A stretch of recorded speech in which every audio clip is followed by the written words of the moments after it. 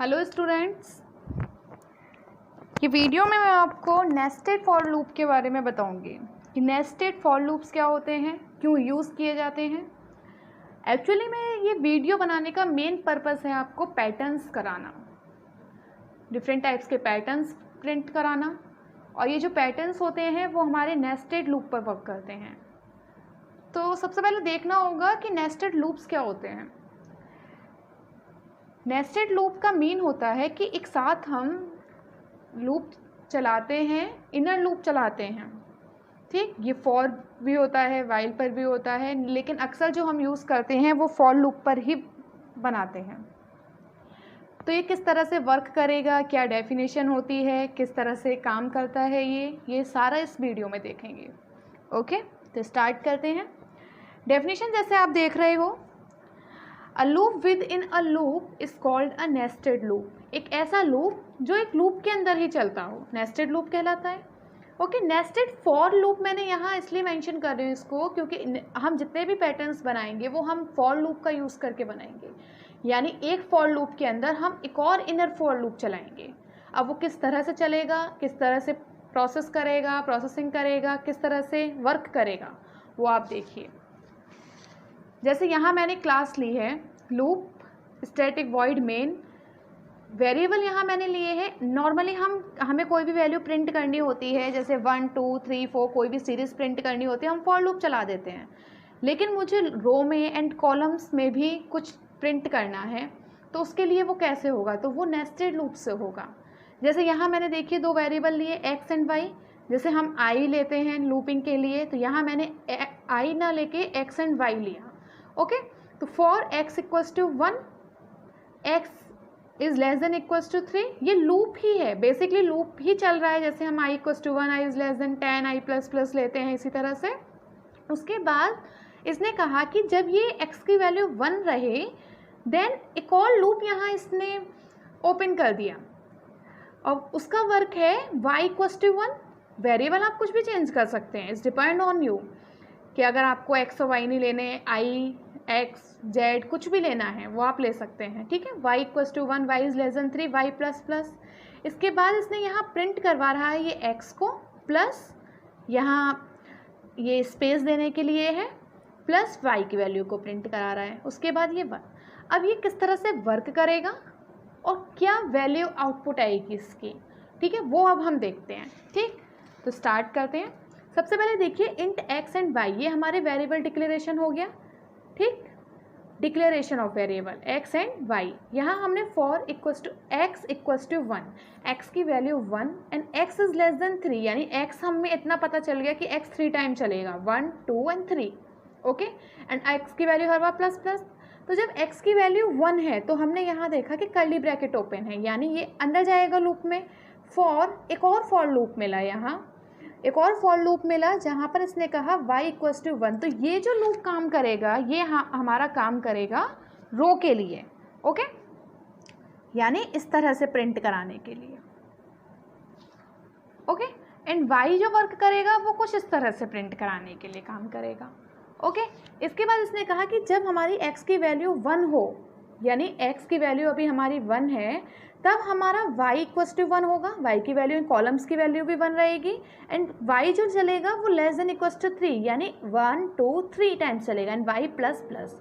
जब ये 3 टाइम्स चल जाएगा तब यहाँ पर क्या हो, y की वैल्यू जब 1 हो तो system dot out dot print n x को प्रिंट कराए एंड y को। तो सबसे पहले हम देखते हैं x इक्वल्स टू 1 है। ओके, 1 है, कंडीशन ट्रू, कंडीशन ट्रू, यहाँ से स्टार्ट एंट्री लेगा लूप में। For y equals to 1, y is less than 3, y plus plus, system dot out dot print l n, x की वैल्यू कितनी है, x की वैल्यू कितनी है, x की वैल्यू 1 है, तो यहाँ ये प्रिंट कर देगा 1। ओके, उसके बाद प्लस यहाँ ये स्पेस है, ये हॉरिजॉन्टल स्पेस है, प्लस y की वैल्यू क्या है, y की वैल्यू भी 1 है। ओके, तो y की वैल्यू भी कितनी हो गई यहाँ पे, y की वैल्यू भी यहाँ 1 हो गई। ठीक, अब इसके बाद क्या होगा, ये इसने प्रिंट कर दिया, उसके बाद फिर से यहाँ ये इस लूप में जाएगा। सिस्टम यहाँ SOPLN करने के बाद फिर से इस लूप में जाएगा, ये ऊपर नहीं जाएगा, यहीं जाएगा, फिर इस कंडीशन को जब यहाँ y की वैल्यू पहले 1 थी, अब क्या हो गई 2 हो गई, ठीक है। तो y की वैल्यू 2 हो गई, तो उसके बाद इसने देखा अभी भी कंडीशन ट्रू है, तो यहाँ फिर से जाएगा, फिर इसने system dot out dot println x की वैल्यू क्या है, x की वैल्यू 1 ही है, ओके। क्योंकि अभी हमने इस यहाँ से एंट्री ली थी, यहाँ से एंट्री लेने के बाद यहाँ अब ये कम से कम यहाँ ये मिनिमम 3 टाइम्स ये घूमेगा लूप, ओके।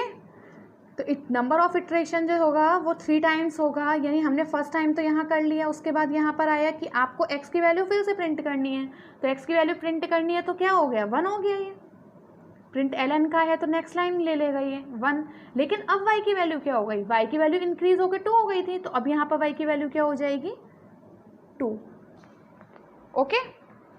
नेक्स्ट टाइम फिर से ये लूप जाएगा, अभी y की वैल्यू यहाँ 2 थी तो इंक्रीज होकर कितनी हो गई 3 हो गई। अभी भी इसने देखा कंडीशन ट्रू है, फिर से यहाँ पर सिस्टम डॉट आउट प्रिंटलन पर आएगा, इसने x प्लस फिर से इसने कहा कि आप x को प्रिंट कीजिए प्लस y को, ठीक। तो y को प्रिंट करना है तो कितना आया, फिर से x की वैल्यू कितनी है 1 ही है, एंड y की वैल्यू कितनी हो गई 3 हो गई, ओके। फिर से एक और बात चेक करेगा, y की वैल्यू 4 हो गई, लेकिन यहाँ कंडीशन क्या हो गई फॉल्स हो गई, तो ये इस लूप से एग्जिट करके अब जाएगा फिर से ऊपर वाले फॉर लूप के पास, ओके। कि नीचे तो कंडीशन फॉल्स हो गई, अब हमें आपकी कंडीशन देखनी है कि वो ट्रू होती है नहीं, तो ट्रू यहाँ पर x की वैल्यू 1 थी, अभी यहाँ पे प्लस प्लस इंक्रीमेंट हुआ तो x की वैल्यू 2 हो गई, तो अब यहाँ पर आएगा तो उसने देखा कि कंडीशन ट्रू है, तो फिर से ये इसमें जाएगा, एंट्री लेगा, एंट्री लेने के बाद फिर यहाँ y की वैल्यू 1 हो गई, y की वैल्यू 1 मिली,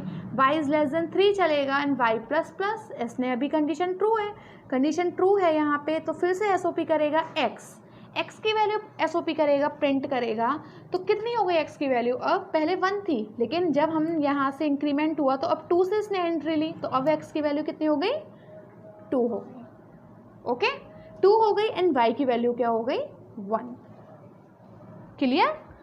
अभी नेक्स्ट के लिए क्या करेगा, जब y की यहाँ पर फिर से ये चलेगा, क्योंकि y यहाँ पर 3 टाइम्स चल रहा है, अब y की वैल्यू यहाँ पर कितनी हो गई 2 हो गई, कंडीशन ट्रू है, फिर से इस लूप में जाएगा, एंट्री करेगा ब्रेसेस में, तो यहाँ पर x की वैल्यू प्रिंट कराने को बोल रहा है, तो अब हो जाएगी यहाँ पे 2 और y की वैल्यू भी 2, फिर से एक और बार राउंड लगाएगा, फिर यहाँ पर वैल्यू 3 हो गई थी, तो x की वैल्यू तो वही रही है अभी 2, एंड यहाँ पर कितनी हो जाएगी 3, ओके।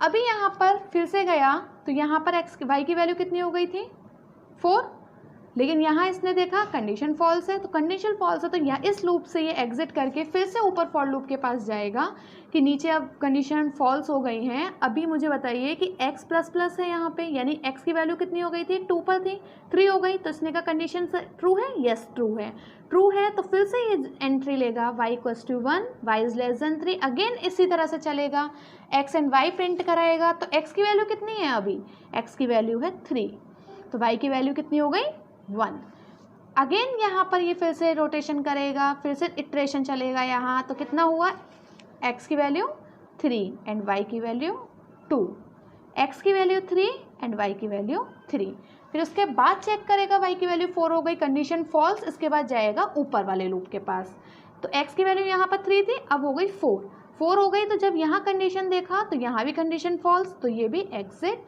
और ये हमारा ये आ जाएगा आउटपुट, ओके ये हमारा आउटपुट।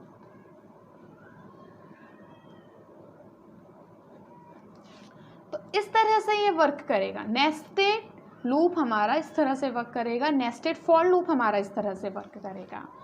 वीडियो को देखिए, अच्छे से समझिए, क्योंकि जब तक आपको ये समझ में नहीं आएगा तब तक आप आगे के क्वेश्चंस को नहीं कर पाएंगे।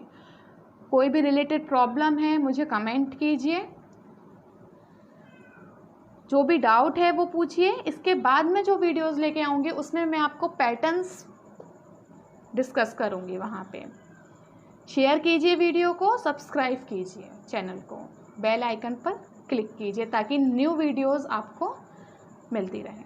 Okay, thank you.